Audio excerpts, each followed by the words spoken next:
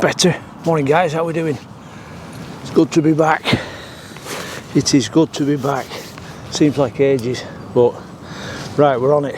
So this morning, what we're going to do, I'm having another look at these Roe Deer. We are definitely having a look at these Roe Deer because I've seen plenty around at the moment. We're going to have a bit of a change of tact because this last week, with the weather getting so warm, it's really had an effect on the undergrowth. So all the wild garlic, all the bluebells, everything has come up probably about that high. And the problem is, in them woods where most of the deer are, it's covered up all the deadfall, all the branches, all the twigs. So when I did that last little video, you know, explaining about how we stalk for deer in the woods, it's impossible now because you just can't see where you're standing. You can't avoid the twigs. Stand on one, bang, and they're gone. So we're going to have a bit of a change of tact. I've got this, Tragopan have sent me this, and it's the Tragopan Ghillie blanket.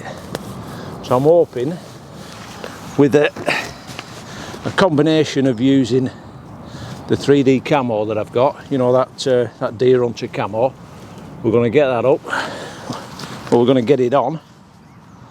We're going to get suited and booted, and we're going to try this out. Now this ghillie blanket, it's similar to a camo net really, but the material, it's like a series of knotted fabric, and it just breaks up that outline. You know, I've seen a few people use it. It's a really good effect, and I've got high hopes for it. So that's you see it there, that's the material. So you'll see it when I get it set up anyway. So we're going to use that, we're going to get that slung over us. We're just going to go down and sit in the woods basically.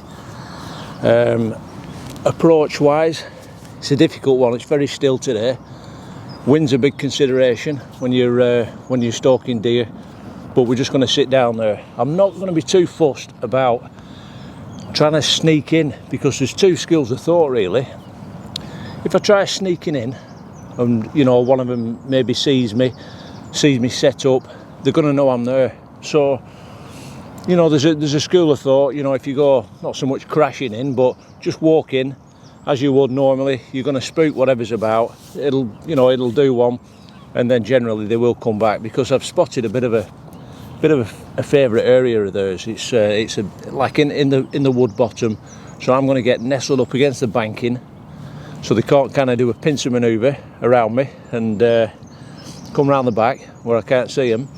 So I'm just going to get nestled into the banking and just sit there and hope that they come, and we'll see what we can get. I do apologise, not been getting loads of videos done recently. We've had a new addition to the family, so I'm now a very, very proud owner of a 300 2.8. Come on, you thought I was going to say someone else then, didn't you? But we finally got it, the 300 2.8. Hey, it's an older one, it's a used one. It's the AFS version 2, no VR on it, which I'm not fussed about because, to be honest, they wanted another 600 quid for a VR, and I think it's such a fast lens, you know. I think I can get away with it. I don't know, people can sometimes become reliant on VR, and I think with good technique and fast glass like this, I think we'll be all right. So that's what we're going to do today. We're going to have a do with this, put it through its paces, see what we can get. But also, where is it? It's here somewhere. A bit of shameless self-promotion, but we've got a new beanbag out. All right, a few people have contacted me. Are you going to do a Realtree one? You know, loads of people asking me about Realtree. So we've got it out, and it's called the Woodcock. I've actually named them. So the first one we did, that's the Snipe, and this one's the Woodcock. So they're on the Etsy shop. Anyone's interested, get yourself on there. And a massive thanks to people, right, because this 300 2.8, I could not have bought it without people buying the beanbags. So for everyone who's watching, who's purchased a beanbag off me, massive thanks. There's a little bit of your money in this. So that's it. It's been a lot of hard work, but it's paid off, and I've had some cracking comments, you know, from people saying how, you know, how chuffed they are with it and the quality and that. So yeah, thanks very much. Right, what we're going to do now, we're going to get all this gear on and we're going to get down there and see if we can get some pictures of these Roe Deer. Stick with us.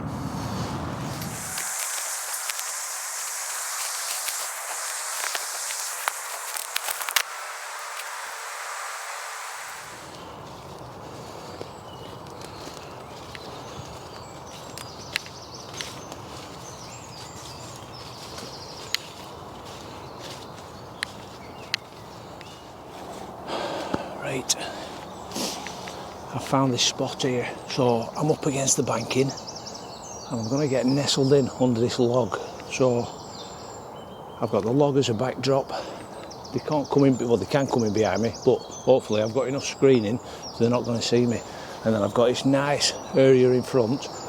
I watched them the other night, well it was last night actually, I came down, there were 4 of them, there were a buck and 3 does. So if I get nestled under here, get this ghillie blanket over the top of me, full camo on, and it's just a case of wait and see. Let's get set up. We're going to get the tripod on, not using the beanbag because we're not stalking, but I want to do a bit of video footage as well. So we've got the big man Frotto 502 head on, and hopefully we'll see what this 300 can do.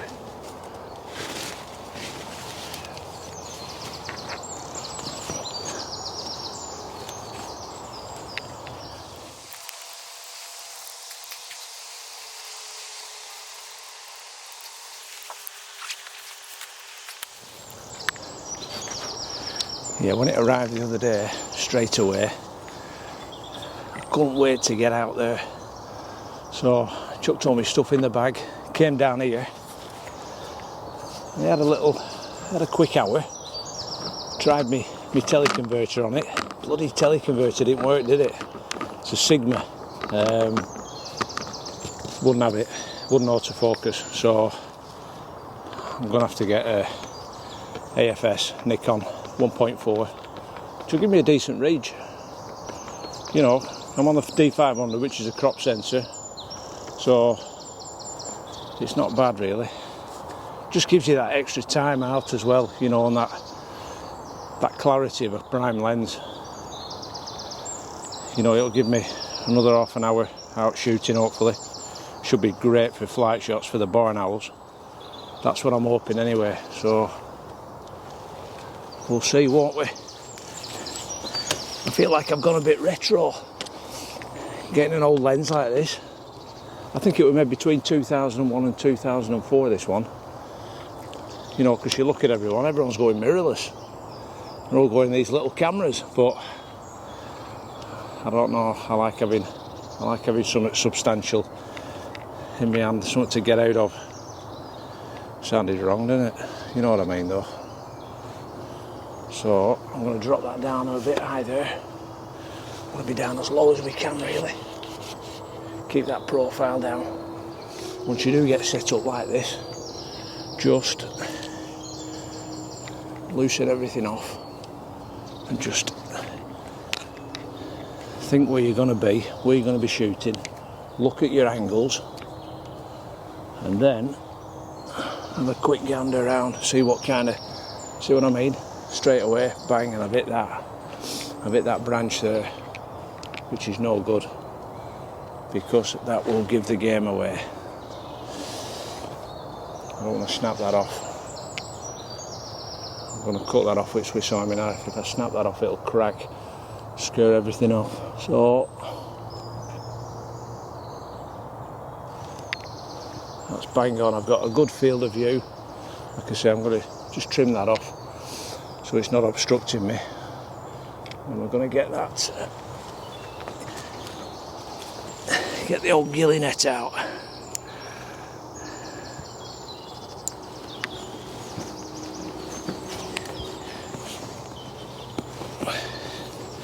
It's not the smallest thing, this, you know, it's a fair out bag, that, isn't it? But I'm hoping it's going to give us the edge.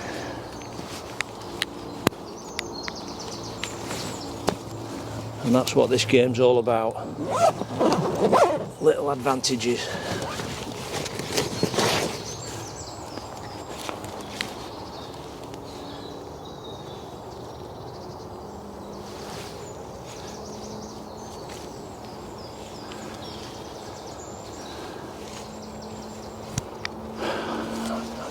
quickly demonstrate it before I chuck it over myself, but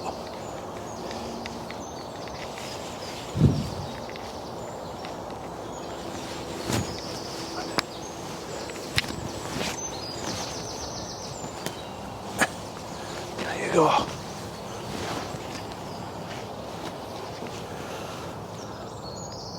Not bad, is it? Not bad at all. Can't see what it looks like myself, but I would assume it looks pretty damn good. See if we can fill these deer, eh?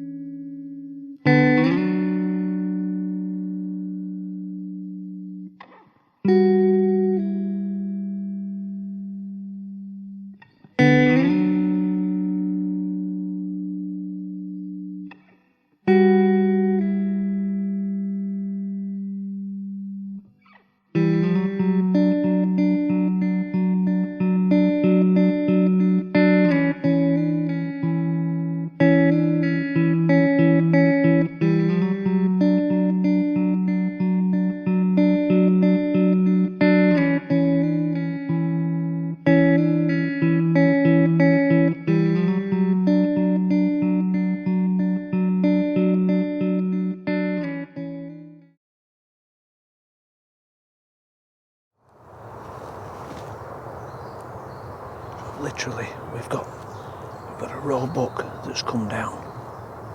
He's probably about 30 metres in front of me. He's just nestled down behind a bit of a branch. So at the moment, this ghillie net is absolutely fantastic. This ghillie blanket, superb. It hasn't got a clue that I'm here. What I'm going to do now, I'm just going to sit tight. Hopefully he's going to get up and we'll get some nice footage of him. Get some nice close-ups. It's a shame because this is one of the bucks that's got the injured leg. I don't like to see it really, but I just don't know how they're getting injured. There's a buck and two does that are in exactly the same situation. Whether they're getting caught up on fences or not, I'm not sure. But anyway, they're surviving, and yeah, they're making a do of it. So let's see if we can get some pictures. Right, we're back in garden.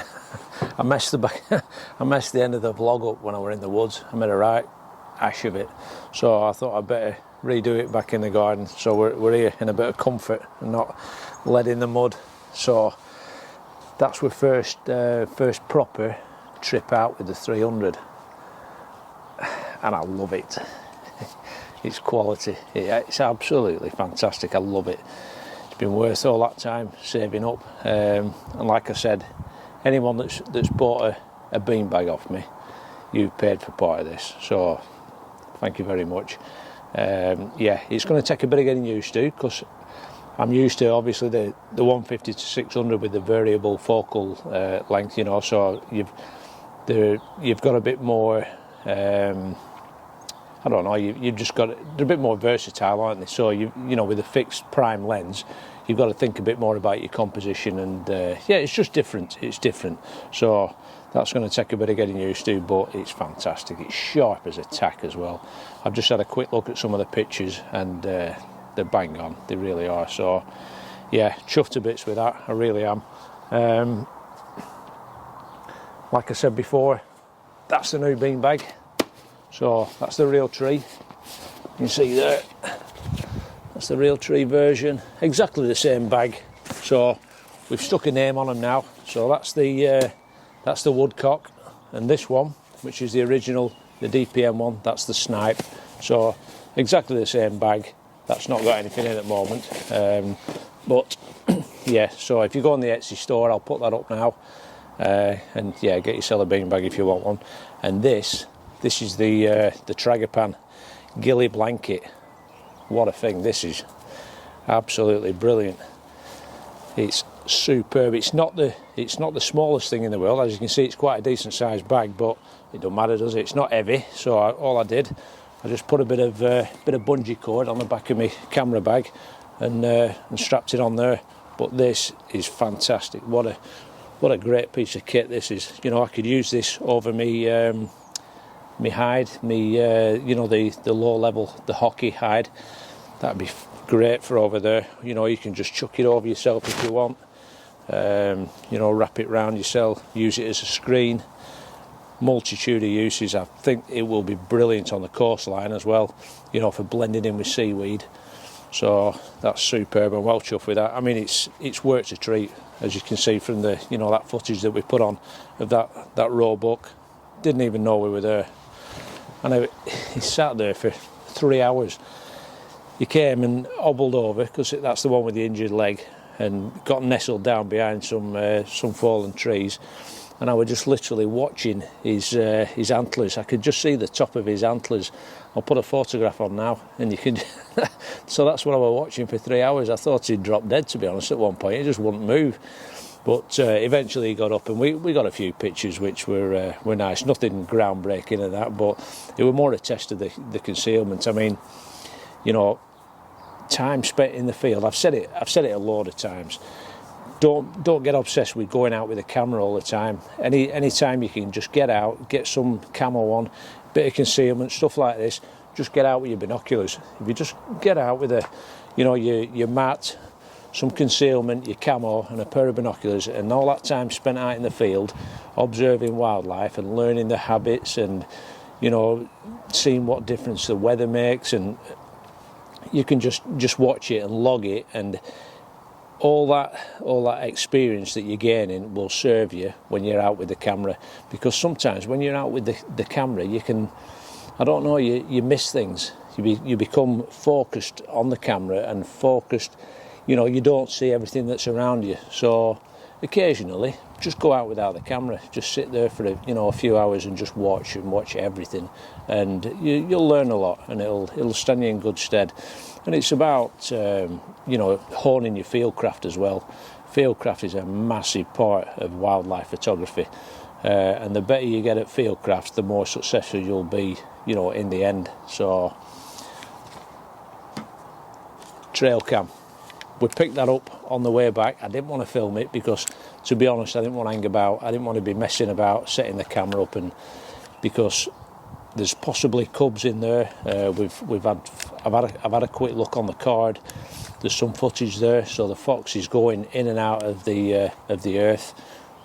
All being well, maybe the end of this month there might be some inquisitive cubs knocking about. Who knows? So I'm not going to put the camera down again. I'm just going to steer clear, because I'm frightened of, you know, scaring them off. If they detect that you keep knocking about and they pick your scent up, you know, they might abandon the earth, which you don't want that happening. So what we're going to do, I'm going to give it 2 or 3 weeks, and then I'll just maybe start going down from a distance, getting this stuff on, which is perfect for it, and just watching with the binos. And then, you know, if we see something, we'll go back and we'll get the camera set up, and we'll see if we can get some pictures. All right, so that's it. Yeah, nothing else to report on this one, I don't think. I think we'll be out in the morning. I'm not sure what we're doing in the morning, but we'll think of something. And yeah, it's been good to get back. Not had a video out for a bit, but I've been busy making these things, so that's great. Thanks for the support anyway, because we've gone past 6,000 subscribers now, which is it's phenomenal. It just keeps growing and growing, so that's just a massive thanks to you lot for watching and supporting. So hey, if you've enjoyed it, give us a thumbs up, hit the like button, share it, subscribe, whatever, and thanks again. Stay safe, and we'll see you on the next one.